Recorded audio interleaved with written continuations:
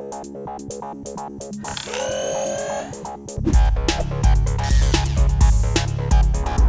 officer, you get the building, show me your hands. Put your hands out by your side or sit down. Show me your hands.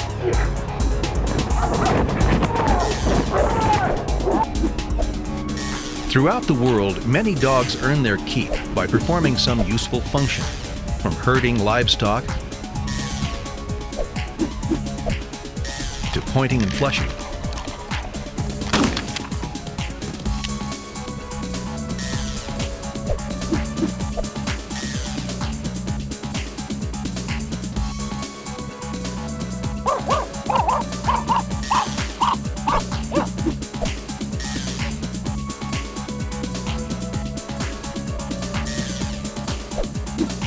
However, when we use the phrase working dog, we are most frequently referring to government, military, and police working dogs, and to the competitors in sports that simulate the functions of government, military, and police working dogs, such as Schutzhund, KNPV, and ring sport.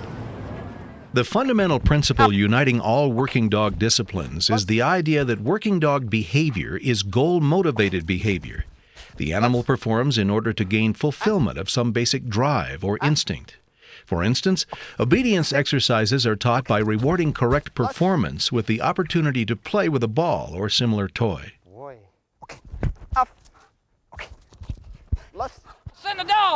In the same way, bite work exercises depend on the dog's powerful desire to engage in pursuit and fighting behaviors. Nearly all obedience and protection training methods work by letting the dog know that a reward is available, and then teaching him to divert or detour his behavior from the direct path to that reward into some alternative path. This alternative path involves behaviors that are useful to the handler. For instance, during the bite work phase of a Schutzhund trial, the dog must perform an exercise called a blind search. The decoy is always placed in the sixth blind, and the dog knows this. So the Schutzhund blind search is, more than anything else, an obedience exercise. The dog must circle each one of these blinds in order to move on to the next blind and finally gain access to the agitator. The essential parameters of this exercise are that the dog knows a reward is available, he knows where it is, and he is taught to divert his attention away from this goal to other objects in order to gain access to the goal. In analogous fashion, competitive obedience dogs are often rewarded by presenting them with a goal object, such as a ball. The dog's eagerness to pursue and interact with the ball provides enormous funds of energy to motivate his work. In the most fundamental of obedience training procedures, an obedience dog is taught to pay attention to his handler. That is, he is taught to look not directly at the ball that is his goal, but instead at his handler's face and eyes. Even though he knows where the ball is, the dog learns to treat his handler's face as an intermediate goal, as a totem for the reward. Such diversions of the dog's attention are fundamental to obedience and bite work, and the necessary training procedures are well developed and well understood. Substance detection training involves a similar problem. In traditional detector dog training, the dog is taught to associate the odor of some target substance with access to a ball or a similar toy. The idea is that the dog must learn to direct his attention towards the odor of narcotics or explosives in order to gain access to the thing that he really wants, the ball.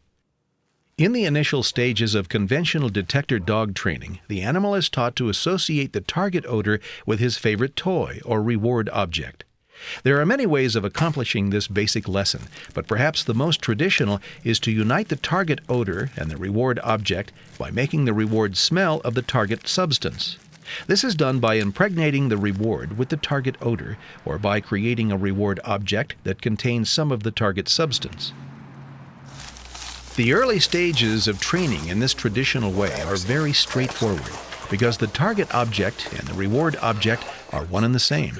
The dog is not required to divert his attention away from his goal. Training consists merely of allowing him to practice finding his reward by using the target odor of which the reward smells. Eventually, however, the trainer encounters the classic problem of working dog training. He must ensure that dog is actually searching for target odor rather than reward odor by separating target and reward. And here is where the difficulties begin. At this point, the dog realizes that the target odor and the reward are separated in space and time. He begins to understand that the odor he is tracking is not united with the reward, and that the reward is in his handler's possession. Inexorably and unavoidably, the dog's attention begins to shift away from the search area to his handler, because he understands this is where the goal is. The consequence is that he pays less and less attention to the search area and the target odor, and more attention to his handler and his handler's behavior. The handler's usual response is to step in and indicate with his hands where the dog should search, and to help the dog to indicate in the proper place. Is there nothing in there? There is something in there? As a result, the handler turns into a valuable source of information for the dog, telling him where to make his indication in order to persuade the handler to give him the ball in his pocket. In the worst case, we produce a dog that merely mimics searching, placing his nose here and there and following the handler along, meanwhile watching the handler's every movement in order to read when and where he should sit or scratch. However, curiously enough, in detector dog training, the problem is dealt with in a way that is totally unlike the sophisticated approach used in obedience and bite work.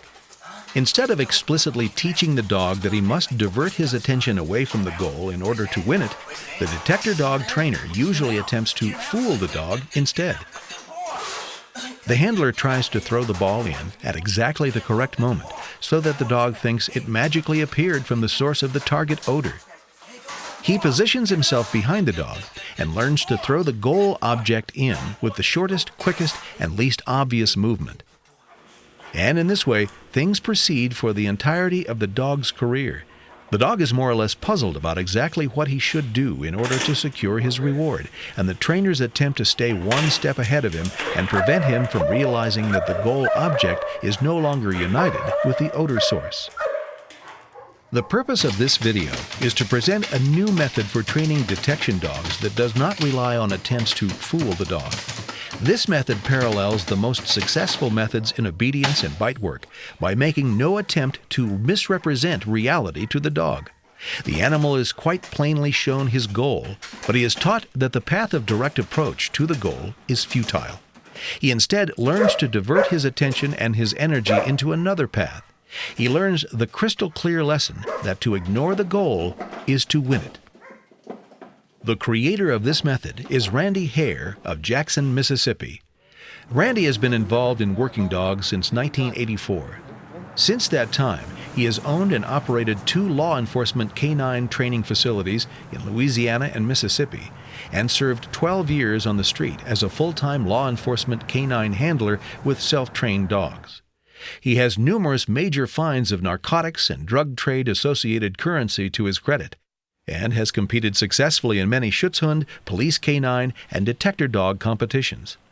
Most of all, what Randy has done during his career is learn as much as he could about dogs, analyze the classical problems inherent in working dog training, and pick apart the classical solutions to these problems. He decided years ago that the standard approach to detector dog training was inherently flawed and inefficient, and he set out to develop an alternative. The result is a new and highly effective method of training substance detector dogs, and this method has gained Randy the interest and attention of the international working dog community. The purpose of these videotapes is to explain and demonstrate the essentials of this method.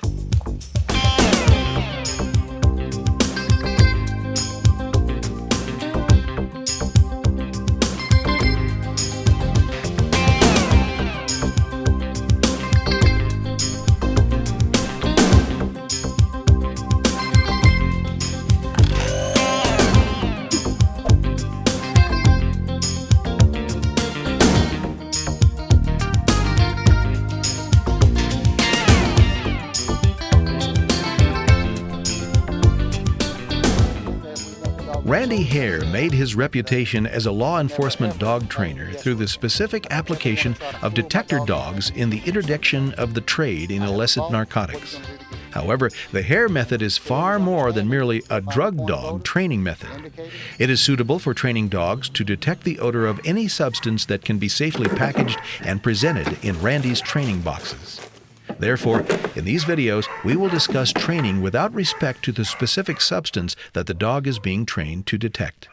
We will refer to this substance merely as the hide or the target, and its olfactory signature is the target odor. The expression reward will refer to the dog's particular most preferred play object. This reward will normally be a tennis ball, but other objects such as rubber balls or PVC tubes may also be used.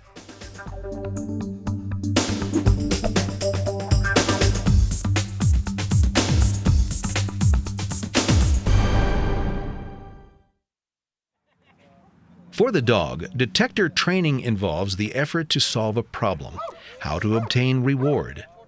Because we, the trainers, are focused on the idea that the dog will use target odor to gain his reward, we are slow to realize that the training situation provides the dog with a great deal of information relevant to his problem. In fact, the conventional training situation provides the dog with a wide range of cues besides target odor. We will refer to these additional sources of information as concomitant cues. Concomitant cues compete with target odor for the dog's attention, and what the dog is paying attention to when he is rewarded will determine what he actually associates with reward. For instance, visual cues may hijack the dog's attention and help the dog win reward without paying attention to odor. The dog quickly learns to reserve his interest for these landmarks. A landmark is something simply that the dog has been by and found contraband and been rewarded at a period of time that has caused him to become more cognizant of that particular landmark than any other. So if we're not careful, if we hide the contraband behind a license plate and doing our demonstrations to other people 5 or 6 times in a row, your dog is going to smell the contraband and immediately go to the license plate because it's become a habit. That's where the landmarks come in. That's where it's important for the handler to be diverse in his landmarks and where he's hiding his contraband. This control of the dog's detection response by visual cues can cause the animal to fail its mission in 2 ways. First, the dog's attentiveness to landmarks can contribute to false alarms. That is, especially when the dog is frustrated or uncertain, he will tend to alert on obvious landmarks even when there is no contraband present. Second, visual control of detection performance can also contribute to misses. Because he tends to reserve his greatest interest for landmarks, the dog tends to neglect the areas between. These less obvious areas are, of course, the prime locations for actual stashes of contraband and explosives. In addition to concomitant visual cues, detector dog training scenarios also provide the dog with concomitant odor cues. These include human odor cues left by the trainer, the odors of the packaging material, residual odors from the reward object if it is placed with the hide, dog contamination odors left by previous dogs if the training site is used more than once, and even the simple cues we leave when we disturb a substrate, such as earth or a dusty set of cupboards. While I was a canine handler myself, it became very evident that these traffickers are using masking odors. They use something like coffee, they use something like bounced fabric softener, soaps, axle grease, any number of things that you can think of. If we're not careful, if we find load after load after load that is wrapped in duct tape, we're going to bridge over and have our dogs hitting on duct tape before long if we're not careful. So in the preliminary training, we use that knowledge to hide those substances in each one of the boxes so the dog gets in the habit of passing those odors in order to obtain target odor and obtain the reward.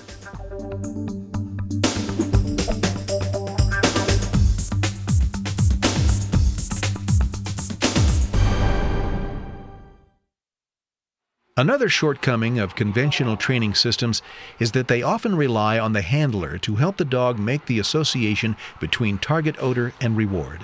Sometimes this is through failures in technique, as when a dog is asked to perform a search that he is not equal to, and he therefore requires the help of his handler to solve the problem. Sometimes the training system is specifically designed so that the handler is the teacher, and he shows the animal where to sniff and when to indicate. In either case, the handler is obliged to step in and assist the dog and show him where and how to make his indication. This makes the handler's behavior the single best source of information about how to obtain reward, and as a result, the animal's attention is drawn away from the search environment and towards his handler. The handler may change his length of stride slightly as he passes a hide, or lift his leash hand, or inject a certain inflection to his voice that tells the dog that if he sits or scratches now, he will be rewarded. To an animal as sensitive to nonverbal behavior as a dog, these tells are obvious. The result can be a dog that performs well as long as his handler knows where the hide is, but is totally at a loss when the handler is blind to the location of the hide.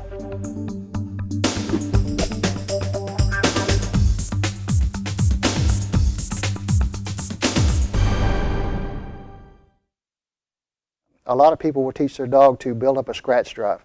And in order to build up that scratch drive, they're using the eyes, the ears of a scratch box or something like that to keep the dog scratching harder and harder and harder.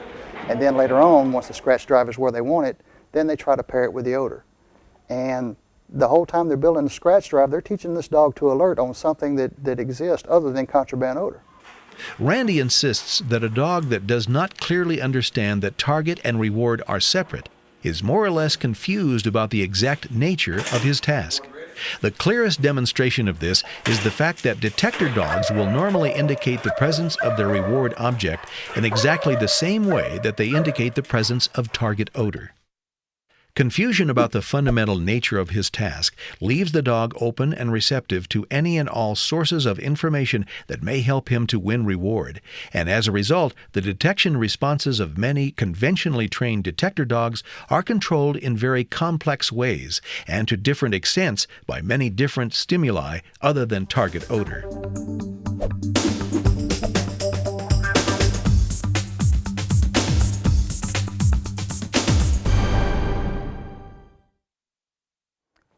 A big problem I get with handlers that come in and try to learn this technique is they've learned through another method that it's important for them to keep moving once the dog stops to investigate something. The problem with that is, and the reason that is that usually during the dog's training, the trainer would lead the dog by the drug, stop, and then try to encourage the dog to indicate on the contraband and then rewarding. So those become cues that the dog is fully aware of. So in the training and pairing that dog with the handler, they have to teach the handler to keep his feet moving or to keep moving so that they don't cue the dog. When the handler is very skilled and experienced, as many of them are, this system can perform very well, as evidenced by the proven value and effectiveness of the detector dog concept. However, this situation, in which the instrument of odor detection, the dog, is sometimes fundamentally unreliable, and the operator, the handler, must continually question and double-check it, is to Randy's thinking not the best way for government and law enforcement to do business. Through years of study, experimentation, and effort, he has developed a different way of training substance detector dogs. This method is characterized by several fundamental concepts that the viewer should be aware of, so that he realizes how fundamentally different the hair approach is.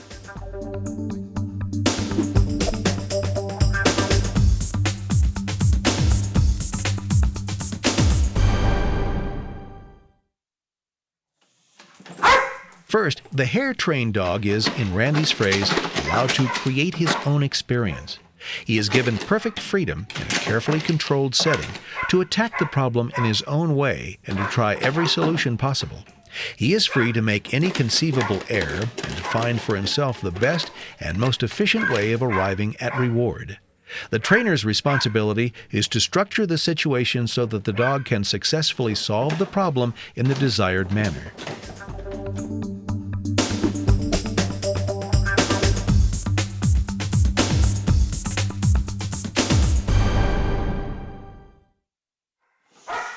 The handler does not guide the dog's behavior, control it, or help the animal in any way. There is no feature of the training situation that encourages the dog to look to his handler for the solution.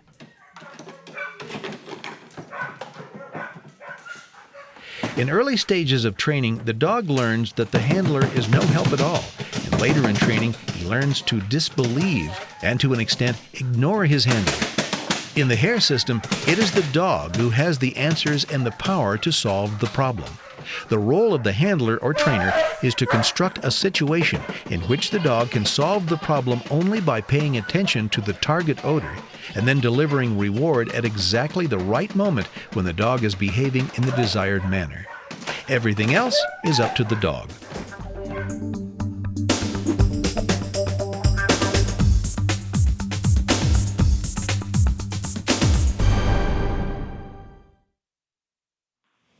Allowing the dog to make errors not only circumvents handler influence, it also teaches the dog very explicitly what not to pay attention to. That is, it dramatically increases the control of the dog's behavior by target odor cues by deliberately removing control by any other possible cue. Randy teaches the dog not only what to respond to, he also teaches them what not to respond to. He teaches the dog that, other than target odor, anything that they might see or hear or smell is fundamentally unreliable and should be ignored.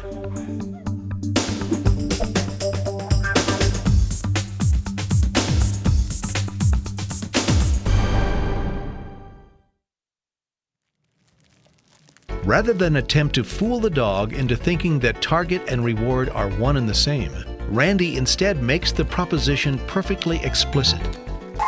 The reward and the target odor are not the same. They are separated in space and time. What the dog must do is learn that only target odor will lead him to reward. He must resist his strong tendency to orient at the visual and scent cues of the ball, and instead learn to divert his energy and his attention away from them. Only in this way will he be able to possess the ball.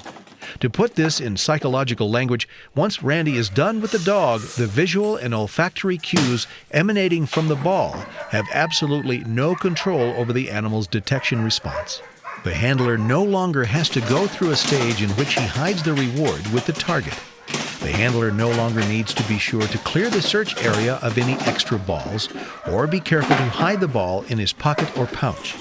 The handler no longer has to take elaborate pains in the attempt to make sure the dog never sees where the reward comes from. Of course, this means that the dog will ignore any ball or similar object he encounters in the course of an actual search. This feature of the hair method simplifies and streamlines training. One of the biggest benefits of this training is the fact that we do not attempt to fool our dog into knowing where the reward is. We want the dog to understand fully where the reward is. We want him to understand exactly what he has to do in order to obtain that reward, and that's to find the point of odor and indicate odor at the source. By being clear with the animal, by ensuring that the dog knows exactly what his responsibility is, Randy develops a detector dog that is specific, that is much less likely to emit false detection responses to any stimuli other than target odor.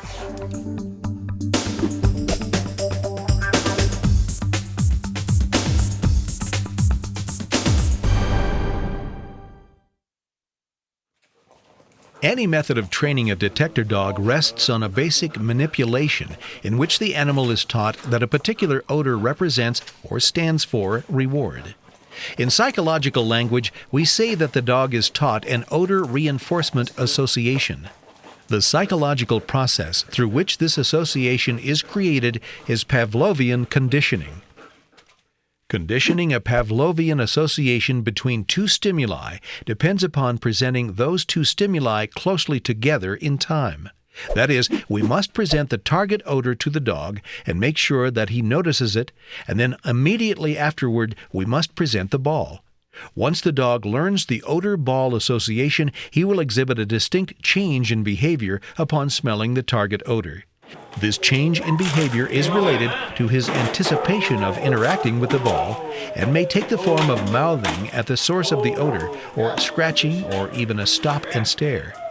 Once he shows this distinct change in behavior in response to target odor, then we say that he has learned odor recognition. The hair method is a reward from source method. It depends upon the use of a device called a hair detection training box.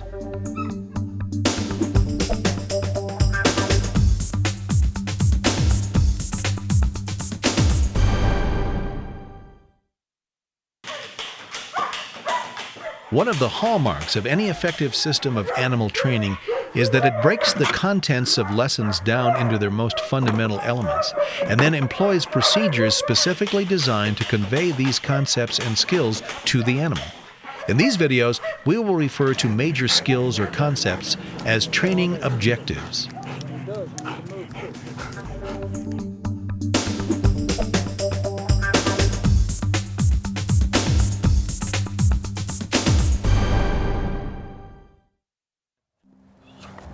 The degree of success of a detector dog training program depends not only on the effectiveness of the training method, it also depends on the quality of the dog. A good detector dog prospect must possess a very, very strong urge to chase, play with, and carry objects like rubber balls and toys. We are tempted to refer to these objects as toys and to refer to the way that the dog interacts with these toys as play. However, the term play does not really capture and describe the tremendous vitality and power of the so-called retrieving instinct. In fact, the way in which a dog pursues and interacts with a retrieved object very much resembles the way the dog's ancestors pursued and interacted with animals that they preyed upon. Most authorities agree that this behavior is more closely related to hunting than it is to play, and for this reason, the urge that makes the dog chase a ball is often referred to as prey drive or prey instinct. When we understand it as a development of the package of inherited behaviors that make wolves and other wild dogs successful hunters and killers of other animals, then we can grasp the power of the urge to retrieve. The urge cannot be created where it does not exist. A dog cannot be taught to exert all his strength and power in the pursuit of a prey object if he does not possess an innate urge to do so. Randy agrees with most working dog authorities that powerful drive is something that a dog must inherit from its parents. This is not to say that retrieving drive is not affected by the dog's environment and his training. In clumsy hands, the urge can be suppressed or weakened, and in skillful hands, it can be intensified. However, no matter how skillful the trainer, a dog with little motivation to pursue and possess a prey object cannot be made into an effective substance detector dog using any of the conventionally accepted methods. If we try to make do with a dog with substandard drive, by skillful training, we may certainly be able to teach the animal to perform in a wide range of circumstances and achieve certification as a substance detector. However, Randy insists that under the rigors of an operational career, such a dog will normally prove incapable of consistently effective real-world detection work. Therefore, Randy stresses that the first step in building a detector dog is selecting a student with powerful drive. It is very common in the detector dog training community to test the dog by asking it to retrieve a wide range of different objects, made of such uncongenial substances as plastic, aluminum, and copper pipe. Although this can be a useful way to measure the strength of a dog's drive, for a number of reasons, Randy does not include this procedure in his test. He believes that an experienced trainer can see what he needs to see using any suitable play object. Second, there are many dogs that have enough drive and ability to become effective detector dogs that do not readily play with metal objects. Randy insists on testing the prospective detector dog in an entirely new environment. The animal is released from his crate or trailer, and without any opportunity to relieve himself or investigate his surroundings, he must immediately engage in play. Randy stands in plain view about 100 feet away, and the instant that the dog is released, Randy will begin to spin a ball attached to a tether. He does not talk to the animal or call him or stimulate him in any way other than allowing him to see the motion of the ball. A dog with a very powerful prey urge will be immediately attracted to the ball. Without hesitation, he will run to Randy and attempt to grip the ball. Randy will tease him and stimulate him for a few moments. He looks to see how fixated the dog is on the ball, how tense and loaded with energy his body is, and if he allows himself to be distracted from the ball. After he has observed the intensity of the dog's focus on the ball and the strength of his pursuit, Randy then allows the animal to grip it. He wants to see a dog that grips the ball vigorously and powerfully at the first opportunity, with no hesitation and no tentative mouthing. Once the dog has the ball in his grip, he should be very tenacious and stubborn about keeping it. He should pull with all his strength, and any attempt to wrestle the ball away from him should only make him bite all the harder on it. Now, dogs are biological organisms, not robots, and they seldom perform just the way we want them to. It is not unusual for even a good dog to be distracted by something for a moment during his test, or to be overcome by his need to empty his bladder. If the dog happens to be momentarily distracted by something, Randy looks to see if he quickly resumes pursuit of the ball. If the dog does interrupt play in order to relieve himself, Randy looks to see if the dog's attention remains on the ball while he does so, and if he immediately resumes vigorous play after finishing. If the dog insists on exploring the area and urinating prior to engaging in ball play, if he appears more interested in marking territory than pursuing the ball, then he is probably not a good detector dog prospect. By the same token, if his orientation at the ball and pursuit are soft or lacking in intensity, or he is easily distracted, then probably he is not a good prospect. Rather than constantly stimulating the dog with the ball during the test, Randy will also let the animal carry and possess the object for periods of time without any further stimulation. He is convinced that the impulse that makes the dog chase a moving ball is not the same as the urge that makes the dog stubbornly covet and possess a ball once he has caught it, or stare for long periods at a motionless ball that he cannot reach. What Randy is driving at here is a subtle distinction between different categories of behavior that working dogs direct at play objects. Randy refers to the impulse that makes a dog vigorously chase a moving object as retrieving drive.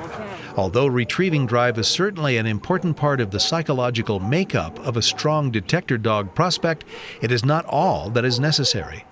A dog with abundant retrieving drive and little else is often very interested in chasing the ball, but shows little desire to keep it once he has caught it. In addition, and more importantly, such a dog often exhibits little motivation in a situation where he cannot see the ball moving. He will work hard to catch a moving ball, but he will not work hard to find a hidden ball that he cannot see and that does not directly stimulate his predatory instinct through rapid movement. Randy does not like to see a dog that easily or voluntarily gives up the ball, even if it takes the form of dropping the ball at the handler's feet and nudging it toward him, begging him for another throw. Although such a dog can frequently be very vigorous in his pursuit of a moving object, he usually cannot be relied upon to maintain drive when a reward object is no longer in motion and in view. The impulse that makes a dog savor the possession of a prey object and seek with all his strength and determination to keep it, Randy refers to as object drive. When a dog shows both strong pursuit of a moving object and also a stubborn desire to keep the object once caught, then he can say that he has both retrieving drive and object drive. Object drive is what makes the dog tear into a barrier that separates him from a completely motionless ball without any other stimulation. If a dog has both these drives in strong measure, then we begin to have confidence that the animal will search long and hard under any circumstance for a particular odor if that odor will give him the opportunity to possess a ball. However, for Randy, this is still not enough to make a first-class detector dog prospect. He wants to see that last facet of behavior that makes the animal willing to drop one object and go after another in his handler's possession. In bite training, we often see a dog that actually creates a good bite on the sleeve, and we'll see the helper slip the sleeve in order to reward the dog. The dog quickly realizes that the sleeve is not as important unless it has a fight attached to it. And the only way he can create that fight is to take the sleeve and ram it back into the helper. Once he does, the helper grabs the sleeve and creates another fight. The dog is satisfied at that point. If the dog takes the sleeve and the handler slips the sleeve, the helper slips the sleeve and he goes and puts on another sleeve, and the dog quickly learns to let go of this sleeve and engage the helper again in order to create a fight. The bottom line is the reward is more important to the dog if there's a game attached to it or a fight attached to it. We use a tether on the ball in order to be able to create that fight at the point of order whenever we want to. And that's the reason that the dog ignores the other distractions, the other tennis balls bouncing around, poured over his head, hiding in different places. It's because he knows that that one reward is the same thing, but we have it and it involves a fight. Randy refers to a dog like this by saying that the dog has game. A dog with game transfers his attention easily from one goal to another. he is fixated on struggle and competition and gravitates to any situation that allows him to spend his strength in fighting for a goal. That's important for a number of reasons. Number one is to know that there is only one reward coming from the handler, and that fight instigates from the handler at the point of odor. It's like I will meet you at the point of odor with your reward. The dog understands that. Similar to a dog if you're feeding and you're fixing his food, but you always put the bowl in the same place and he's darting back and forth from where the area is that you're going to put the bowl, he already knows that it's coming. The fight simply tells him that nowhere else is that going to happen except for at the point of odor. And if he understands that, then he'll stay at the point of odor because he knows. Sometimes they'll actually win the reward, and like the dog slams the sleeve back into the helper, the dog brings the ball back into the box where the contraband originates, hoping to instigate another fight. Then we know he's got a clear understanding of what the game is when it involves target odor. This behavior also is an important building block in the hair system because it contributes importantly to the teaching of the oral detection response, but more about that later. In order to assess the strength of the dog's game, Randy offers him another ball. Ideally, the dog's attention is instantly captured by the second ball, and he is so stimulated by the sight of it that he releases the first ball to pursue the second.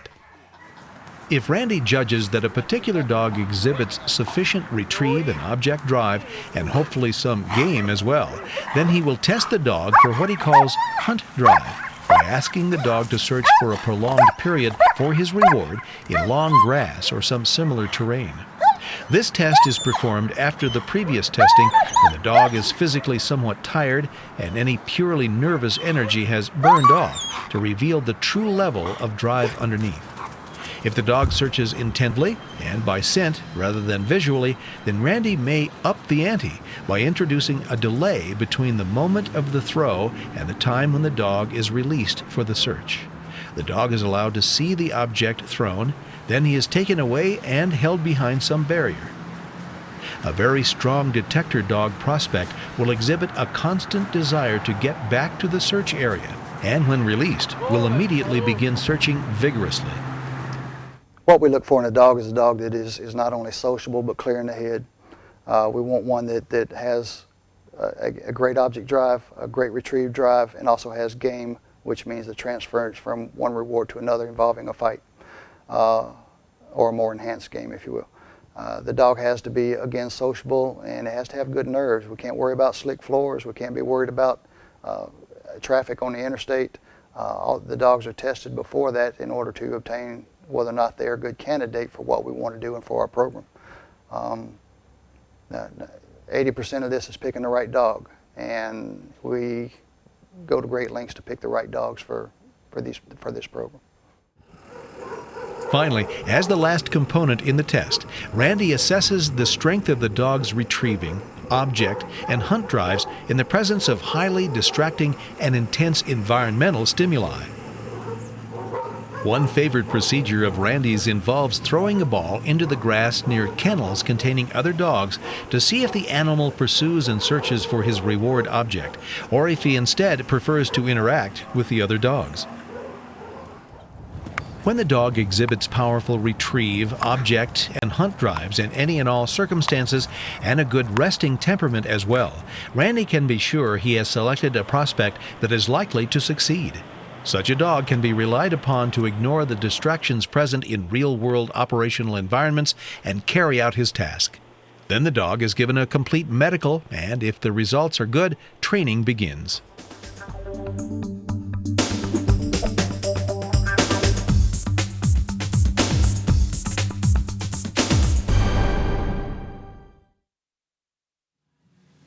The training box is made of plywood.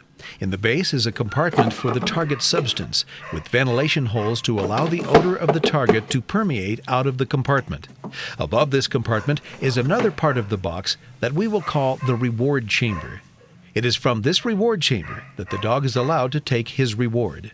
The ball is delivered to the reward chamber through a PVC tube that extends to the top of the box, and below the mouth of the tube there is a small kicker that deflects the ball away from the mouth.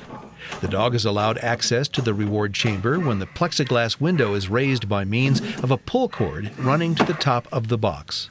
The complement to the training box is the reward, which is usually a tennis ball strung to a cord. The box is equipped with hooks on the back that allow it to be hung next to other training boxes and is normally operated by the trainer, who stands behind the array of boxes.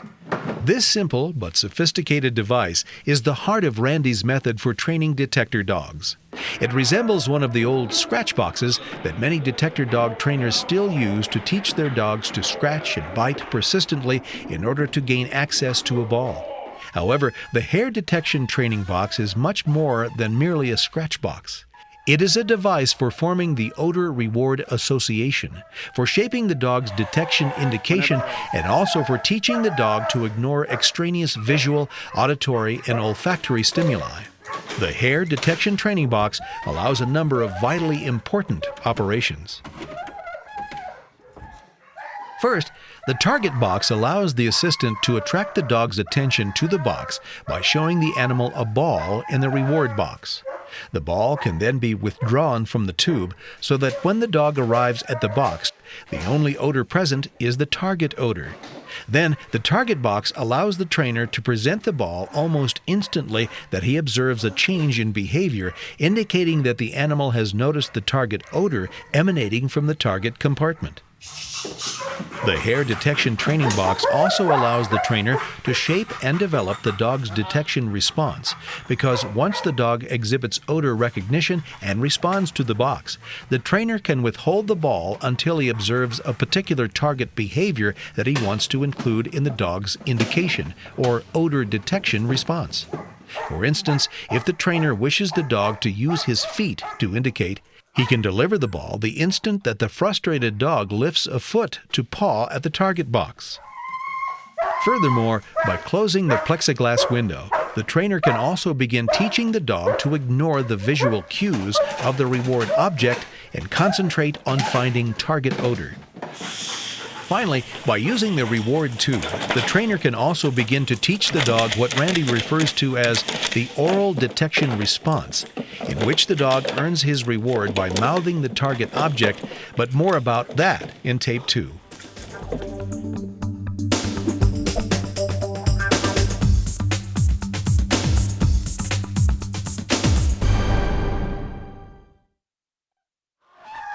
The dog's initial training takes place in what Randy refers to as a short rack of 7 or 8 training boxes. In addition to a handler for the dog, the training process also requires a trainer, another person who stands behind the short rack. The trainer does all of the important work. The plexiglass windows for all of the training boxes in the rack are locked in the raised position so that the dog has full access to the reward chambers. One of the training boxes contains target substance in the target chamber. This box, and this box only, is dedicated to target. That is, the target will not be moved from box to box. Instead, when necessary, this target box itself is moved back and forth on the rack. Furthermore, each target box is dedicated to one type of target substance. Thus, Randy has a marijuana box, a cocaine box, and so forth. The target box is placed somewhere near the middle of the short rack. The trainer begins the session by dropping a ball down the reward tube of the target box or the box immediately next to it, and using the tether, stimulates the dog with the ball by bouncing it back and forth in the reward chamber. When the dog displays strong drive by straining forward against the leash, the trainer signals to the handler to release him. Just before the dog reaches the rack, the trainer uses the tether to withdraw the ball up into the reward tube. The dog arrives at the target box and thrusts his head into the reward chamber, trying to secure the ball. The trainer then rewards him for his investigation by dropping the ball into the reward chamber. As he drops the ball into the tube, the trainer keeps hold of the tether. Once the dog seizes the ball, the trainer pulls on it, playing the dog like a fish on a line. When the dog gives a vigorous tug against the tether, the trainer releases the tether and lets the dog take the ball. In this way, each time that he rewards the dog, the trainer produces a fight at the mouth of the reward tube. Why this is so important will become clear in Tape 2 of this series, when we discuss the teaching of the oral detection response. This simple procedure is repeated once or twice more. The purpose is simply to build the dog's expectation that if he goes to the box and investigates it, he will be rewarded. On the third or fourth trial, the trainer will make the first deliberate attempt to associate target odor with the ball. Instead of rewarding the dog immediately that he arrives at the target box and thrusts his head into the reward chamber, the trainer will instead withhold the ball for a few moments. The dog, puzzled, will make more intensive investigative responses and begin to sniff at the reward chamber. In the process, he will draw in, sample, and notice the target odor diffusing up into the reward chamber through the holes in the floor of the reward chamber. At this moment, the trainer makes the odor-reward pairing by dropping the ball into the reward chamber. The doors on the boxes, when they're in the unlocked position or the open position, create a little bit better avenue for the dog to obtain his reward. And at first it's manipulated where it's almost an accident that the dog goes by the odor and then the ball appears. The pairing is then made at that point, and we can proceed with the training.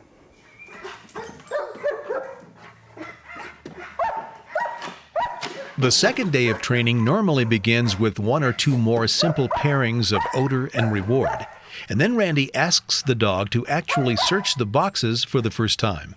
The dog is pulled by the handler to a position near the end of the rack, but held out at an angle to it. The dog is released. Again, before the dog reaches the rack, the trainer uses the tether to withdraw the ball up into the reward tube. Because of his starting position relative to the rack, the dog will normally have some difficulty telling which of the training boxes the ball emerged from, and he will begin more or less randomly investigating the training boxes or the area around them. It is very important that neither the handler nor the trainer do anything to help the dog locate the correct box. This point cannot be emphasized too strongly. From the first day of his training, the detector dog must learn to rely on himself and solve the problem on his own. An animal with the proper intensity of drive will not return to his handler. He may investigate the boxes methodically. He may have to wait some time while the dog experiments with various behaviors in the attempt to secure his ball. Sooner or later, the dog will investigate the target box with his nose. The trainer's duty is to read the dog's behavior and to catch the instant that the dog notices the target box. Now, two strong odors are present in the target box: ball odor diffusing out of the reward tube and target odor diffusing out of the target chamber. We cannot be sure that the dog is noticing only the target odor, and at this stage it is not important. All that is important is that he arrives at the target box and sniffs, noticing the mingled odors originating from the target box, and then experiences instant reward. We should note that when Randy leaves the ball hanging in the reward tube of the target box, and target odor and ball odor are therefore mingled, Randy also dangles the ball in the reward tubes in the boxes to either side of the target box before the trial. By providing two empty boxes that are also contaminated with ball odor, Randy thus begins the work of teaching the dog that it is not ball odor that most reliably leads him to reward, but target odor. This procedure will be repeated 2 or 3 times more. As soon as the dog shows a tendency to return to the target box without investigating other boxes, simply because he remembers where in the rack the target box is located, then Randy shifts the target box's location. In addition, he takes an important additional step by using the ball to attract the dog not to the target box, but to a blank box. Now the dog will have his first opportunity to encounter target odor in isolation without the accompanying odor of the ball. Randy stands ready just 1 step away from the target box, and he waits for the dog to search through the boxes and hit the target odor emanating from the target box. Randy watches closely for any change in the dog's behavior that indicates that he has noticed the target odor. The dog may signal this moment by closing his mouth, by sniffing obviously, by snapping his nose towards the target box, or in some other way. The instant that Randy sees this change in behavior, he pops the ball down through the reward tube and into the reward chamber and allows the dog to seize it.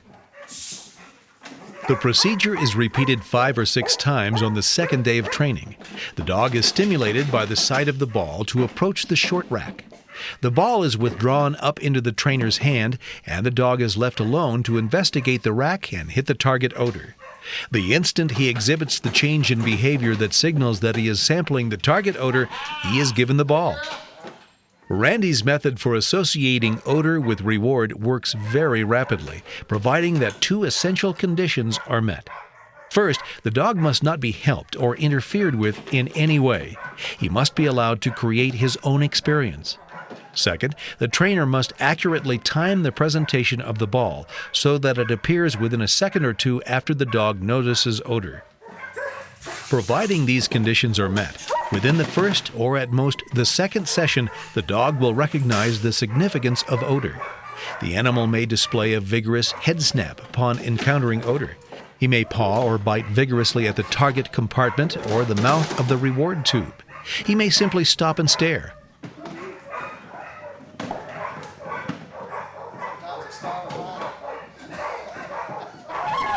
At this stage, we are not concerned with how the dog indicates that he has encountered odor. We are only concerned that he displays clearly that odor has taken on significance and that he recognizes that it is associated with the ball. Another way to put this is that we are not rewarding any behavior on the dog's part.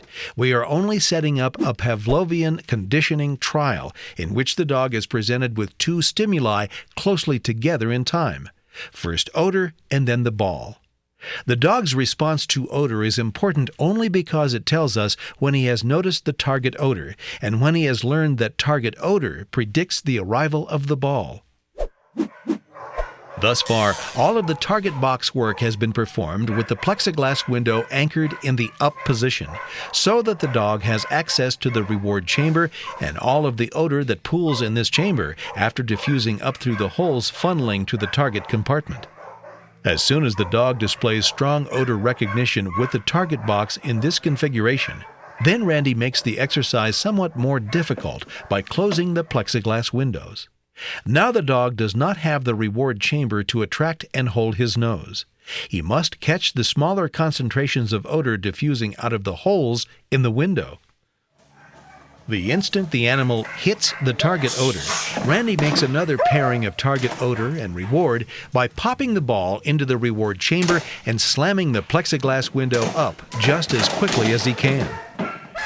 Normally, after just a few such trials, the dog will display clear odor recognition with the plexiglass window in either up or down position. At this point, the purely Pavlovian component of odor training is completed. Now Randy begins with the second objective of training, modifying the form of the dog's response to target odor through instrumental conditioning.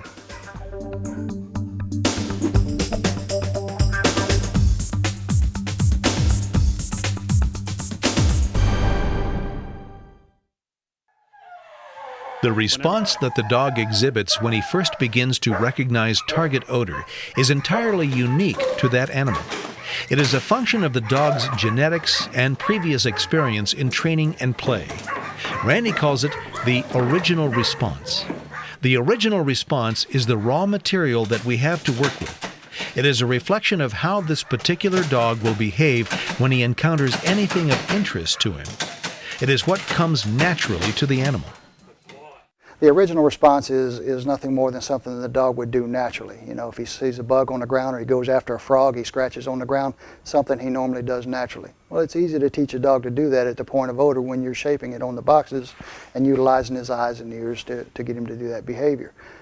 What is hard for him to do is to exhibit 2 different behaviors at one point, so that's the reason we include the other behavior. Whether it's a nose poking, whether it's opening his mouth to bite on it, we want both behaviors at one time. Randy's goal is to teach the dog an unmistakable detection response, a pattern of behavior that is unique to the dog's recognition of target odor and not characteristic in any other situation. This unique detection response that Randy develops from the original response is called the final response. Teaching the dog to include in its final response elements of behavior that were not present in the original response makes the final response more distinctive and readable for the handler. The handler can easily tell when the dog has encountered a target rather than merely something that has caught his interest. In addition, when the dog has many different ways of interacting with the substrate covering or surrounding a target, and he experiments with each of these behaviors in turn, this provides him with a range of tools with which to explore the target and localize it. Comprehensive and diverse final responding also provides the handler with a wide spectrum of observable behaviors that he can use to judge whether his dog has found something and what it might be. Finally, making sure that the dog includes in his final response elements of poking with the nose and even biting at the hide will greatly facilitate the later teaching of the oral response. The conditioning of the final response is not arbitrary. It is determined by the behavior exhibited in the original response.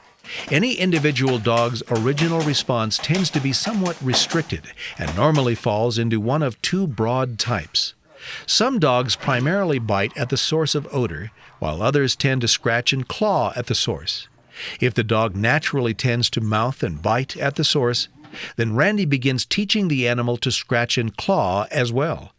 If the dog, on the other hand, tends to scratch and claw vigorously, as most dogs do, then Randy concentrates on teaching the animal to approach the source with his head and to begin making oral or mouthing responses towards it. Of course, here we are discussing the training of what are called active or aggressive indication detector dogs. These dogs are encouraged to scratch and bite at the source of odor until they achieve their reward. Later in this video series, we will discuss Randy's method of training passive detector dogs, animals that offer non-active behaviors when they encounter target odor. Shaping the final response requires a more complicated psychological process than just Pavlovian association of target odor and ball. The trainer asks the dog for a specific response and presents the animal with the ball only when he sees this response. This type of conditioning, in which the goal is obtained only through a specific behavior, is called instrumental conditioning because the response is instrumental in obtaining the reward. The most common technique for modifying the form of an instrumental response is called shaping. The essence of shaping is in the idea that we begin by rewarding the dog for an original response that the animal displays naturally, but our goal is to gradually mold or shape this raw behavioral material into another form. The trainer moves from the original response to the desired response in tiny steps, by rewarding the animal for any modification of the original response that is progressively more like the desired response. No matter what kind of training you're doing with the dog, timing is very important. We have to realize that the dog is never going to understand the English language or the concepts of the English language. It understands reinforcement, both positive and negative, and when that reinforcement occurred. And if it occurred at a time where they were doing a desirable behavior, it increases the likelihood that that behavior will reoccur. And if we use that wisely, then we can shape the behavior to whatever behavior we want. The animal trainer must present the reward at the moment the animal displays desirable behavior. If the trainer is even a moment slow, then the animal may stop performing the desired behavior and begin performing some alternative behavior. If the animal receives reward at this moment, the effect will be to reward the alternative behavior rather than the desired behavior. In order to shape the final response from the original response, the trainer closes the plexiglass windows on the training boxes in the short rack. As before, the dog begins searching for the ball, probably by going to the training box where he last saw it. No matter how the dog responds to this non-target box, the trainer and handler ignore him. Eventually, he will encounter the target odor in the target box and exhibit his own characteristic original response. At this point, the trainer has a choice between two different procedures. Which procedure he employs is determined by the type and character of the dog.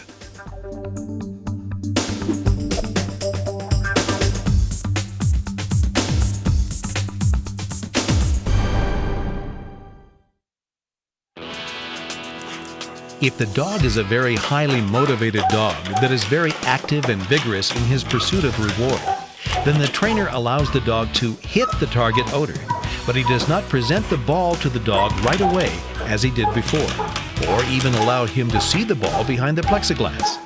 Instead, he relies on high drive to make the animal react aggressively to the odor. He does not reward the dog's initial effort. Instead, he withholds the reward and watches the dog's behavior carefully. Withholding a reward from an animal produces instant frustration, and frustration produces what psychologists call behavioral plasticity. That is, the dog's behavior under non-reward will spontaneously change, and new behaviors will suddenly emerge. The benefit of the boxes in shaping this final response, or the response that we want, is that they are created in order to use each one of the dog's senses, whether it's a sense of hearing when he hears the ball in the box, the sense of sight when he sees it behind the plexiglass, the sense of smell when he smells the odor, if you will. The objective is to shape that final response by utilizing those three. If he sees the ball and he can't possibly get to it by scratching, he stops and puts his nose on it and the window opens precisely at that point, then he feels like touching it with his nose actually created the opening of the box for him to obtain his reward. As a result of this timely reinforcement, the next time the dog is frustrated while working a hide, he will be likely to experiment with this newly learned head-poking behavior. With additional practice, the head poke will become an established component of his response to target odor. Once head poking is well established, then Randy will ask for mouthing or biting by frustrating the dog again, withholding a reward from him even when he head pokes repeatedly. The moment Randy sees the dog open his jaws and mouth or bite at the box, or even open his jaws and make a motion as though he will bite the box, Randy delivers the reward. As a result of well-timed reward, mouthing and biting will become ever more prominent elements of the dog's response to target odor. In the rare case in which the dog's original response consisted primarily of head poking and mouthing and biting, then Randy can perform exactly the same procedure to shape some scratching and clawing into the odor response. He frustrates the dog by withholding reward, and then watches the dog carefully for any hint of the behavior he wants. For instance, if the dog touches the box with a forefoot, or even lifts it from the floor and moves it at the box, the reward will appear. Once this small gesture with the foot is established, then further withholding of the reward should have the effect of frustrating the dog into scratching more vigorously or scratching 2 or 3 times in a row. Once the dog has learned to exhibit a comprehensive response to target odor, incorporating multiple elements of scratching, pawing, head poking, and hopefully also mouthing and biting, then Randy begins to refer to this as the final response. The last order of business is to increase the duration of the final response by selectively reinforcing longer and longer intervals of responding.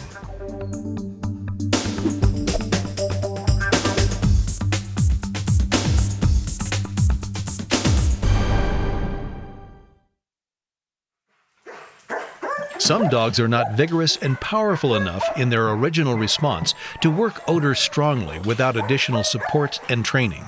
They tend to stand and stare when they hit odor, or they cast around the area instead of digging at the source.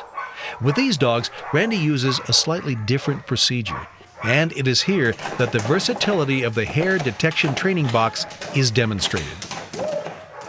The trial is conducted just as before, up to the point that the dog detects odor.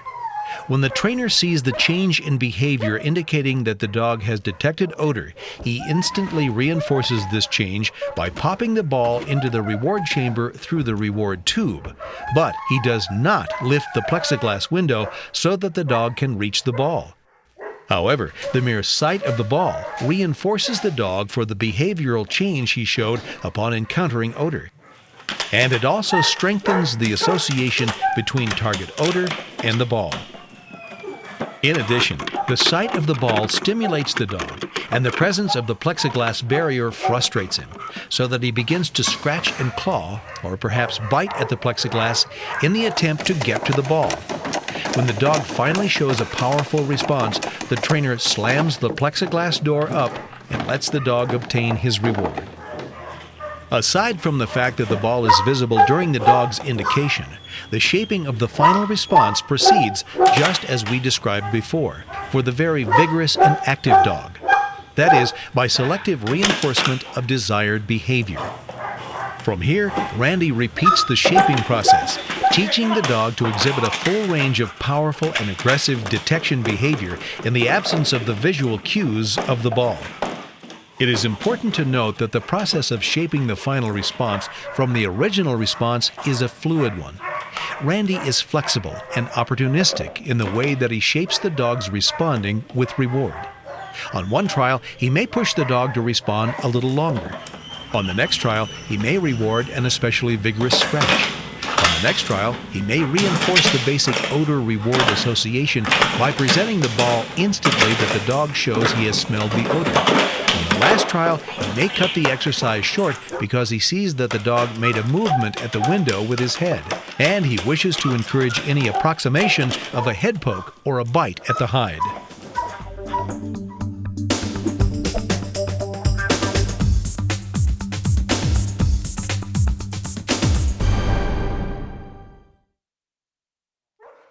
Once the dog shows that he is capable of searching through the short rack and detecting the target box, and he indicates the presence of target odor with a vigorous final response, including both scratching and mouthing elements, then we have built the basic foundation for a detector dog.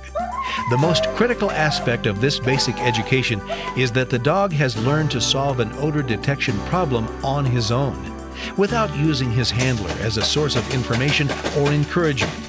Other than setting the parameters for each exercise and rewarding the dog at the proper moment, neither handler nor trainer has played any role in the dog's learning.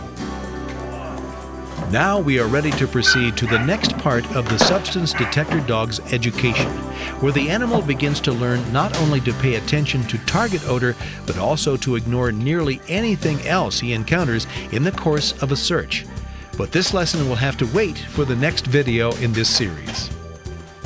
In Part 2 of On Target, Substance Detector Dog Training, we will address the remaining 5 training objectives making up the basic training of a Randy Hare detector dog.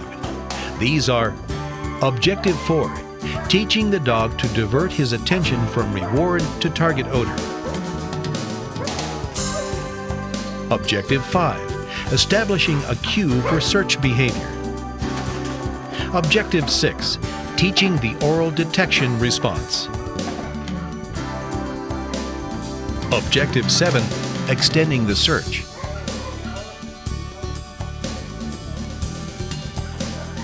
And Objective 8, teaching the dog to ignore distractions.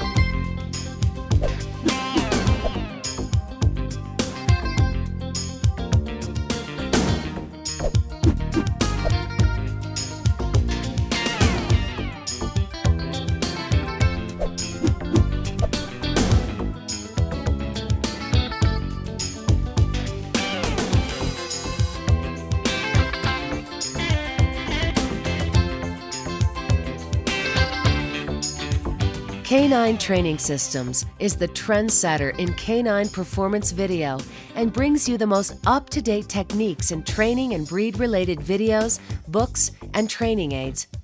Please visit our website at www.caninetrainingsystems.com or call for a free catalog.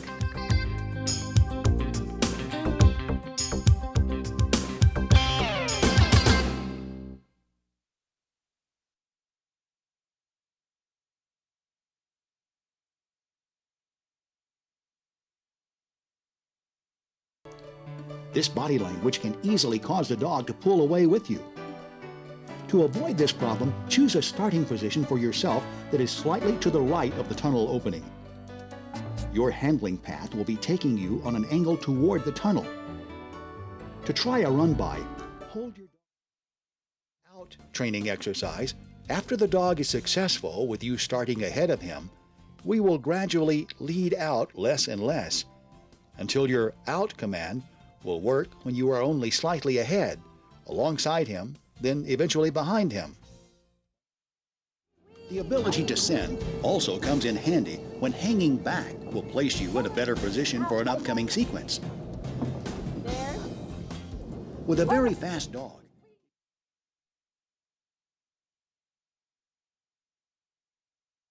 this flight or fight zone is an invisible barrier, but when a dog penetrates it, the stock either move away or turn to defend themselves.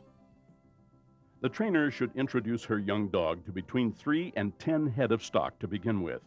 Also, the stock should be gentle and not prone to challenge the dog. When a space opens, the dog is released and the trainer steps toward the center of the pen. When the flock moves away from the pressure of the dog and trainer, it creates a gap or space along the fence. As the dog slips through the gap, the flock should veer away. A controlled environment, such as a round or oval pen, will help the handler stay in control of the stock and her young dog. Once the dog responds reliably to commands and the handler is confident of the dog's instincts, the young dog can gradually progress to working the stock in a larger area.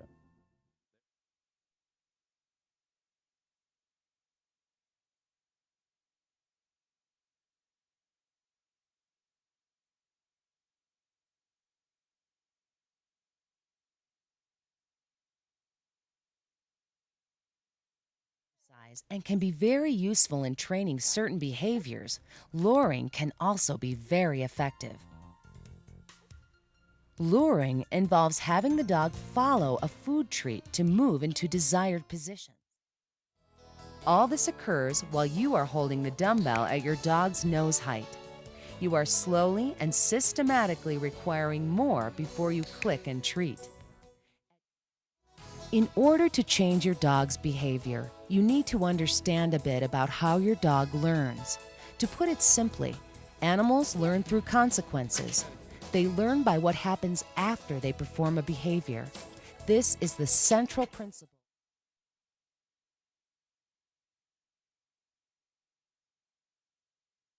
The pelvis is divided into 3 separate regions: the ilium, the ischium, and the pubis.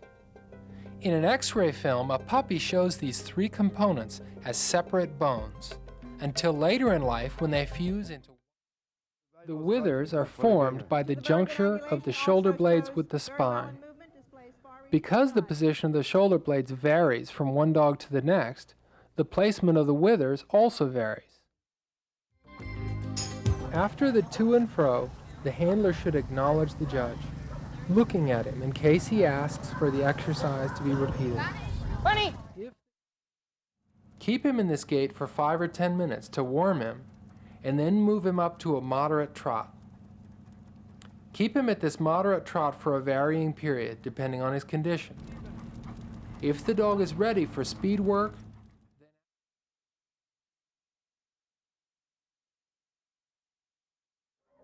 not even film can truly convey the spectacle. The hounds, rangy and swift, lift their voices as they run. Conforming to centuries-old codes of etiquette, the riders in their scarlet coats.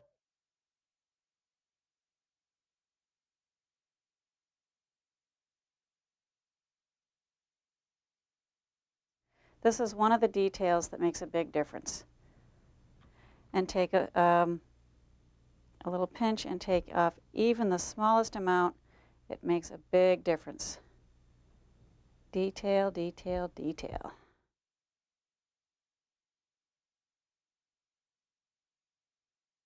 Keep by herding sheep and cattle, and then guarding them against predators. So valuable were these courageous dogs, dedicated to hunting and almost always willing to please. The Brittany can be just as successful in the field, hunting and retrieving game. It isn't hard to find something to love about the Golden. I think I love, first and foremost, their dispositions. I think people ought to have the same nature as a Golden Retriever. Accompanying the great Roman army. The drover dog's responsibilities also included guarding supplies at night. Today,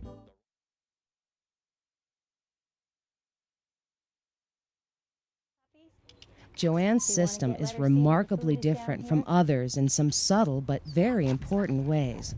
The first is that the dog begins his experience in tracking without going anywhere. That is, the early exercises do not involve a track at all, but instead merely a large starting pad.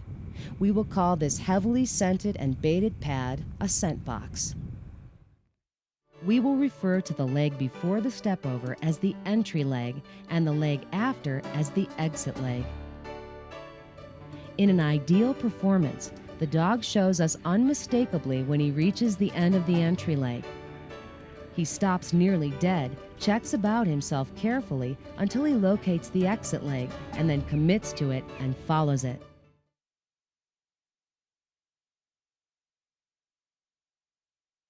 Instead of compulsion, Gottfried Dilldye relies upon a force aside from the physical forces that the trainer can exert with collars and leashes. This is the force of habit. Dogs are completely creatures of habit. They are bound by the way that they have done things in the past. This means that if the trainer can induce the dog to run enough tracks in the desired fashion, at the speed and in the style and with the concentration that we want, then the dog will always work the track this way. In order to avoid these problems, we must anchor the tracking dog to a medium rather than high level of physiological arousal. A moderate degree of excitement that he can maintain for long periods of time.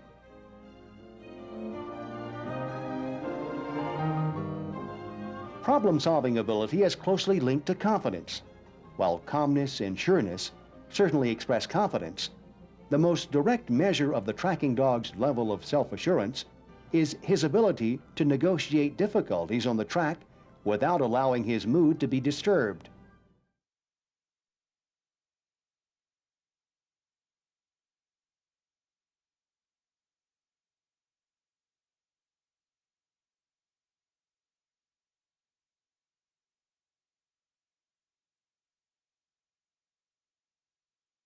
In addition, during the advanced game, Ivan also seeks to create distance.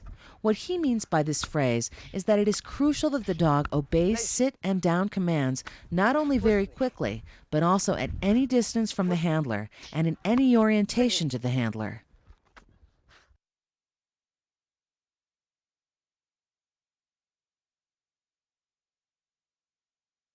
The handler just withholds the hose until the dog picks up the dumbbell and presents it properly. Over time, and with the exercise of much patience, these rough spots in the animal's performance will gradually disappear. Continue to work in the calm, focused manner that has become second nature to him. Gottfried creates this habit first by choosing the correct terrain. Therefore, the tasks of creating a powerful mood, helping the dog to find his best voice, teaching him to move powerfully at the agitator and drive him, and encouraging him to bite hard and with a full mouth, must all be carried out essentially simultaneously.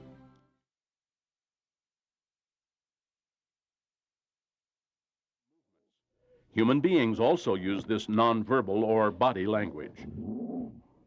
A good decoy is in touch with body language. He grasps how people use body language, and he understands how human body language must be altered in order to convey this intent to the dog. Little or no defense.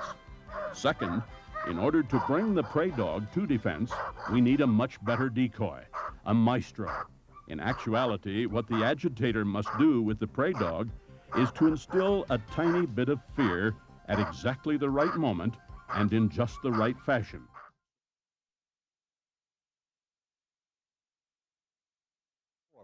Place the arm behind the back and advance the shoulder to the dog. Give the bite slowly and calmly, watching the dog's eyes every instant to see where he is looking. If he looks at your shoulder, fine. If he looks at your face, or if his eyes wander, think again.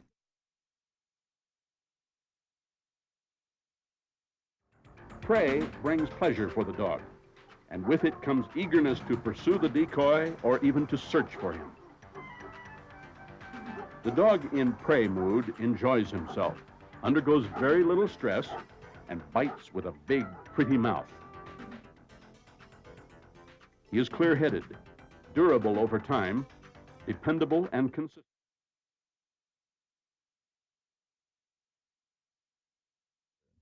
An efficient search involves covering the greatest area with the least effort on the part of the dog. Charles Kirschner recommends a left-to-right pattern. When searching a room, the handler begins to the immediate left of the door he enters by and moves to his right, using his hand to indicate to his dog where he wants the animal to sniff. He covers the entire outside perimeter of the room and only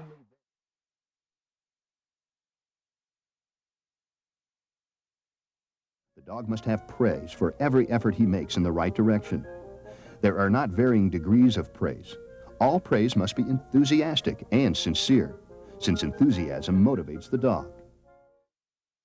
The hoop is used to teach the dog to drop his head, thereby causing the least amount of pressure on his front shoulders and keeping him fit throughout his life.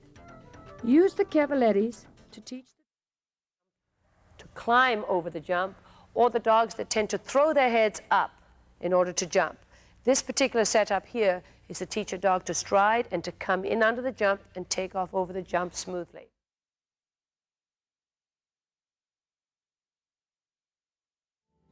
When the dog is doing the finish well on leash with the dowel, you can progress to off-leash finishes. The next step is to remove the barrier. To help him learn this fact of life, practice with additional articles placed in vertical or horizontal lines, circles, X's, widely scattered or very close together.